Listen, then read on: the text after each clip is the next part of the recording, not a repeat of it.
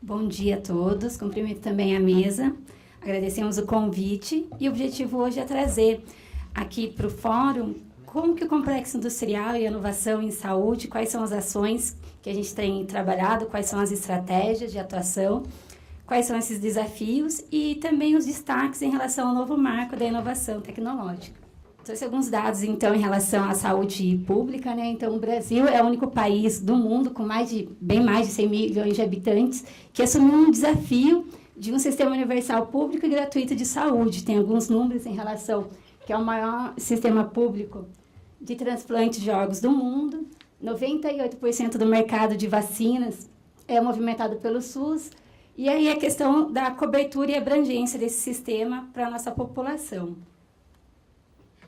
Em relação ao cenário do Brasil, em relação à expectativa de vida e gasto público em saúde, a gente pode aqui destacar o Brasil, como que ele se encontra em relação à expectativa de vida e quanto ele tem gasto de renda per capita em saúde. A gente destaca aqui a questão da Suíça, em relação ao quanto que ela investe em recursos per capita, né, em renda per capita, e a expectativa de vida, né. Também podemos observar que o Brasil está um pouco longe em relação à média, né, da Organização de Cooperação e Desenvolvimento Econômico. Temos os dados também em relação ao déficit da balança comercial. Então, a gente pode perceber aí que o Brasil tem um déficit bem considerado. Nos últimos anos, mesmo considerando aqui restrições orçamentárias, os gastos eles se manteram em um patamar ainda, né? Não houve uma oscilação tão grande em relação aos gastos relacionados à importação. Já a exportação, a gente teve um declínio considerado que agravou realmente a questão desse déficit na nossa balança comercial. No contexto do Brasil também, a gente pode destacar aqui no período de 2012 a 2016, o país, né, o Brasil caiu 33 posições, ocupando hoje a 81ª posição na questão da competitividade. E se a gente comparar o Brasil em relação aos BRICS, né, os demais BRICS, que eles estão numa faixa aí ocupando as 40 as posições, o Brasil ele caiu consideravelmente em relação à competitividade industrial. Mas se a gente for verificar a questão de outros dados em relação à avaliação de métricas, né? Então, a gente trouxe esses dados de avaliação de métrica dessa inovação, né? Como avaliar a inovação, nós trouxemos uns dados aqui, onde ele busca o estudo verificar as 3 melhores pontuações das universidades, das principais universidades, a questão das patentes e a questão também de números de citações. Então, no domínio de conhecimento, a gente pode observar que o Brasil ele ocupa uma posição razoável. Os 10 primeiros ali são as maiores economias e os 10 segundos, os 10 abaixo, são aqueles países que têm uma renda média. Então, o Brasil ele não está muito distanciado em relação a essa métrica que vai avaliar essa questão da inovação em relação ao domínio de conhecimento. Então, o maior desafio não é que o Brasil não produza conhecimento, é como, já foi dito anteriormente, como traduzir esse conhecimento em valorização, em desenvolvimento mesmo industrial, né? Então, como transformar conhecimento em desenvolvimento. E aí, situando também a questão do complexo industrial, né? Então, muitos sanitaristas acham a questão da assistência à saúde é prioritária e, às vezes, não conseguem observar a lógica do complexo industrial dentro do Ministério da Saúde, dentro de uma Secretaria de Ciência, Inovação, né, e Tecnologia, né? Então, os 2 artigos constitucionais, a gente tem um artigo 196, que ele vai dizer que a saúde é direito de todos e é dever do Estado. Já o artigo 219 dessa mesma Constituição, ele vai dizer que o Estado deve estimular a formação e o fortalecimento da inovação nas empresas. Então, a participação do Estado, por meio de fomento direto, associados a encomendas, ele constitui um setor estratégico para que haja aquela questão da lógica de gasto para investimento. Então, a gente sabe que a associação desses 2 princípios constitucionais, onde que o gasto com saúde, imposto pelo artigo 196, ele é inevitável, ele vai acontecer. Então, como transformar esse gasto em uma lógica de investimento, onde você vai trazer oportunidade de desenvolvimento socioeconômico, industrial para a nossa população. O Departamento do Complexo Industrial e Inovação da Saúde, dentro da SCIT, né, da Secretaria de Ciência, Tecnologia e Insumos Estratégicos, ele é dividido por 3 coordenações gerais. A Coordenação Geral de Base Química e Biotecnológica, a Coordenação Geral de Equipamentos e Materiais de Uso e Saúde e a Coordenação Geral de Assuntos Regulatórios, que tem como principal função mesmo apoiar, desenvolver, fortalecer e estimular a questão do desenvolvimento do complexo industrial e produção de inovação tecnológica.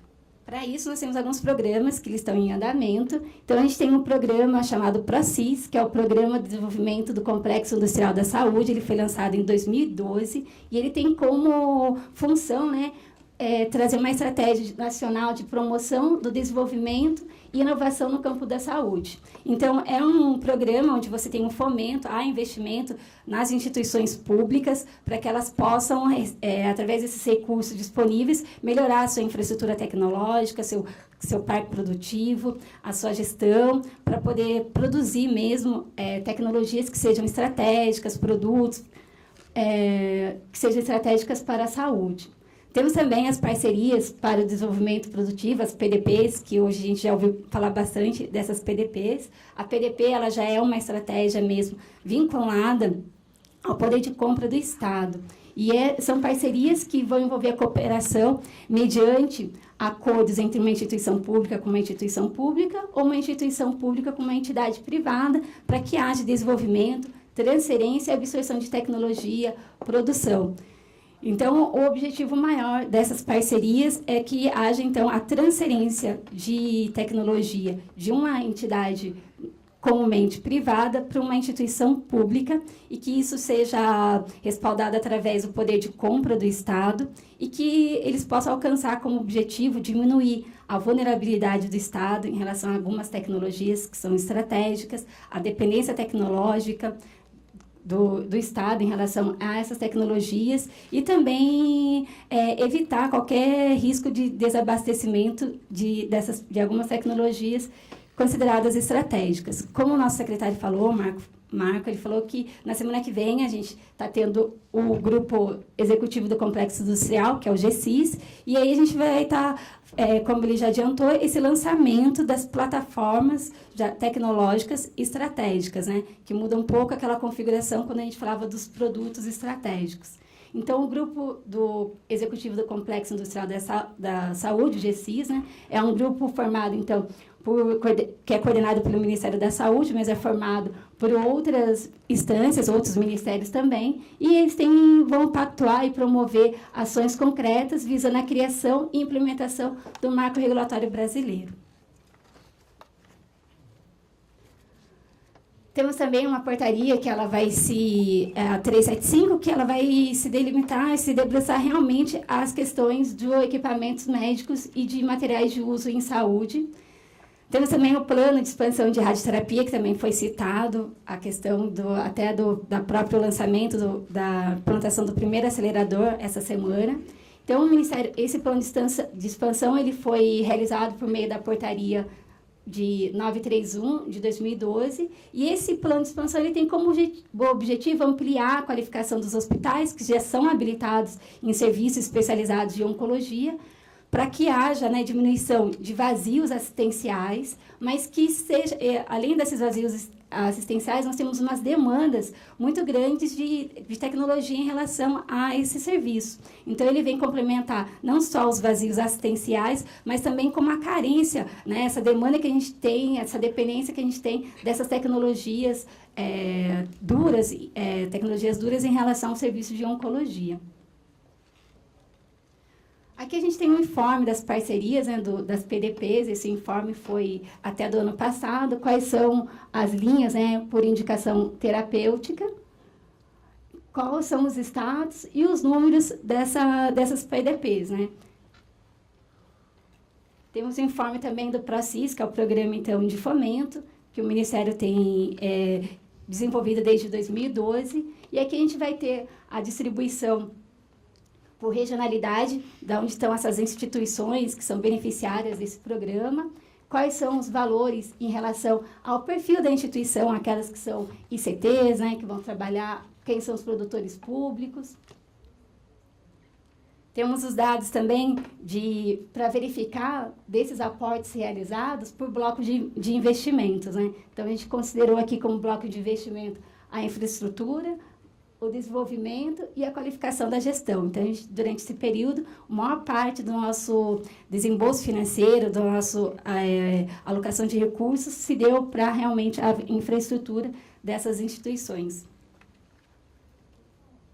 E a gente pode verificar também a evolução da dotação orçamentária durante esse período, né? Então, como já foi dito, né, o Ministério tem feito esforços, né, através de fomento e designação de recursos orçamentários para inovação, pesquisa e desenvolvimento. Então, a gente pode ver que houve um salto bem considerado nesse período de 2012 até 2013, né, bem significativo.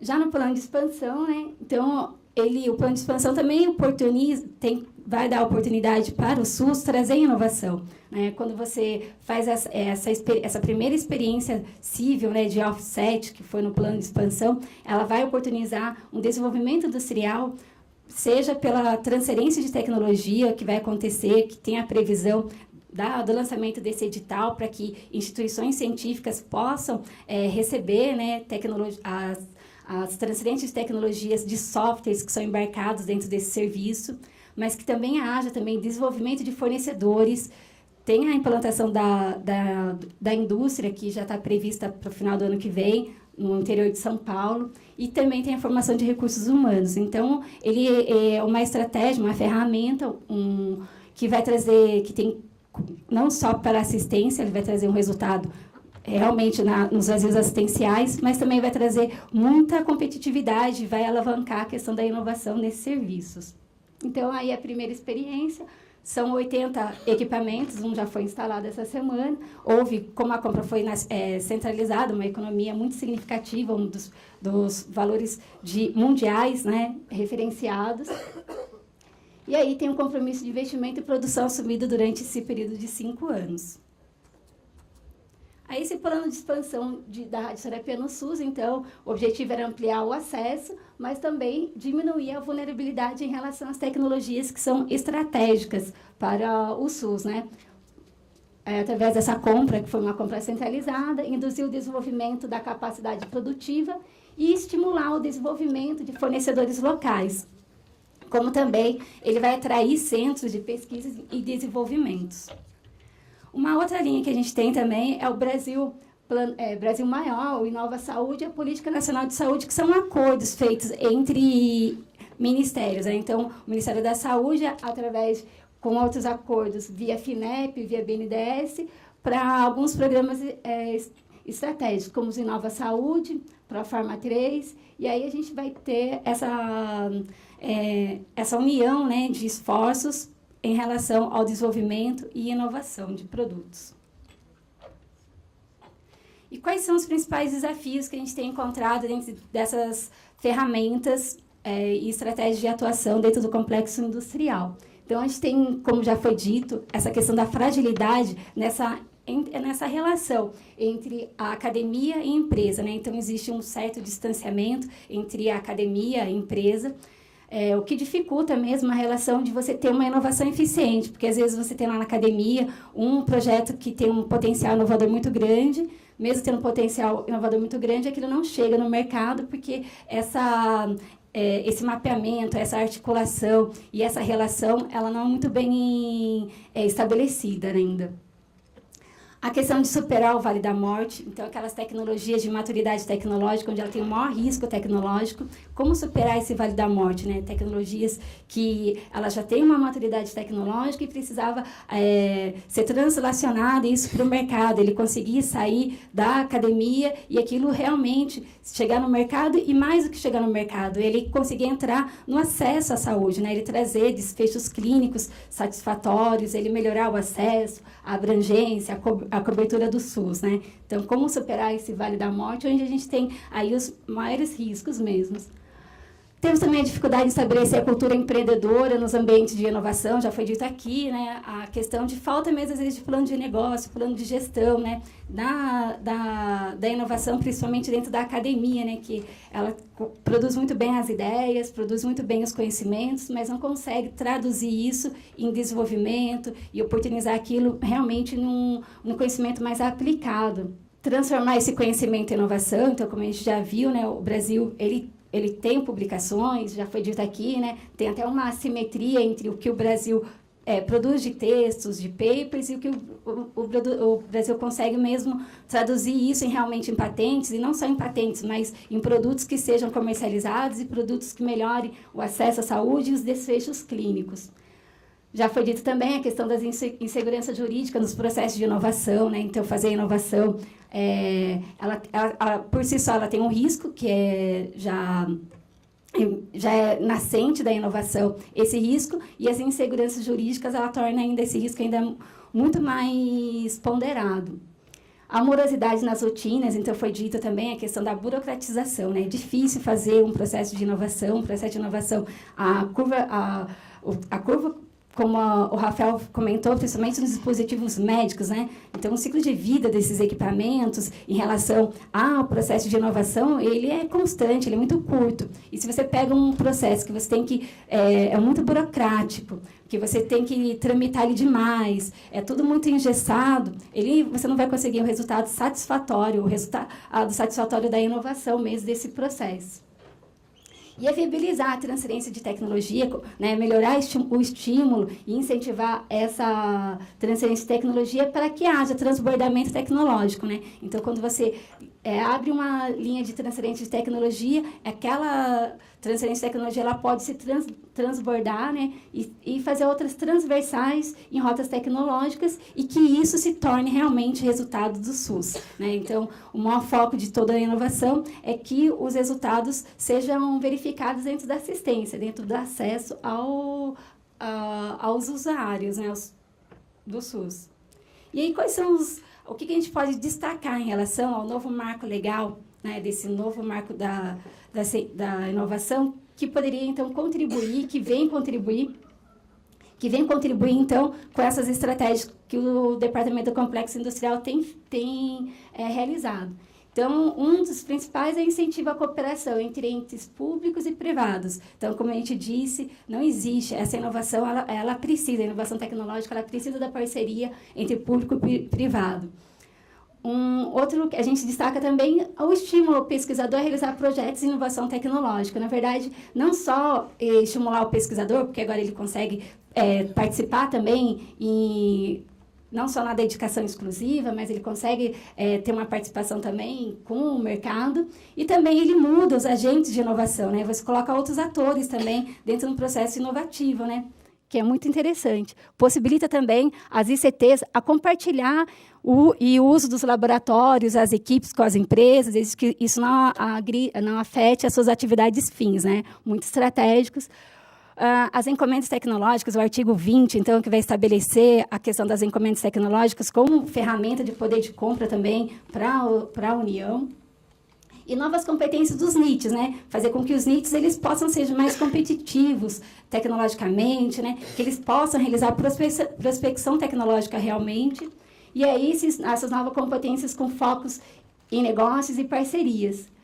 E como também já foi dito, né, a questão de celebrar instrumentos que facilite, que desburocratize, que agilize e que possa permitir uma inovação eficiente, focada em resultados. Como foi dito também, das questões do novo marco é a prestação de conta simplificada. Então, a gente já discutiu isso daqui, como é importante você ter uma prestação de contas em relação ao resultado, não ao fluxo, se você usou o elemento de despesa, se foi aquela dotação orçamentária, se foi o reagente A ou se foi o reagente B, mas o resultado final, né? Então, a prestação de conta simplificada para desburocratizar e também ter como foco, como objetivo final, o resultado da inovação. Muito obrigada.